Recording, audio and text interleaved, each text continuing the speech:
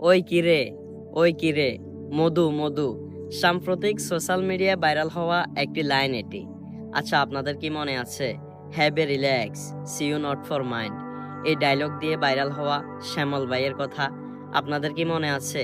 বাদাম বাদাম, কাঁচা বাদাম, এ গান গেয়ে ভাইরাল হওয়া ভুবন বাদ্যকরের কথা আপনাদের কি মনে আছে? তেরি মেরি কাহানি গান গেয়ে ভাইরাল হওয়া রানু মণ্ডলের কথা। এদের কথা কেন বললাম? চলুন একটু ব্যাখ্যা করা যাক।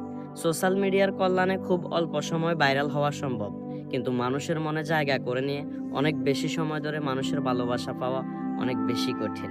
তরমুজ বিক্রেতা ডায়লগটি দেওয়ার পর ভাইরাল হয়ে গিয়েছে খুব অল্প সময়ের ভিতরে, কিন্তু দুঃখের বিষয় হচ্ছে তরমুজ বিক্রেতা যদিও পেশায় একজন তরমুজ ব্যবসায়ী, কিন্তু সেই হয়ে গেছে এখন একটা পণ্য।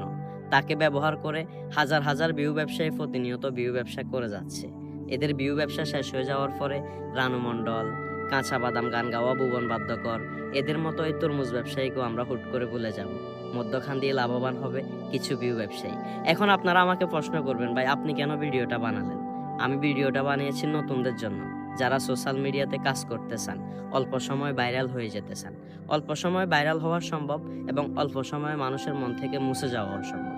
আস্তে আস্তে কাজ করে আগান, মানুষের মনে জায়গা করে নেন, ভালো কিছু হবে। ধন্যবাদ সবাইকে। আসসালামু আলাইকুম।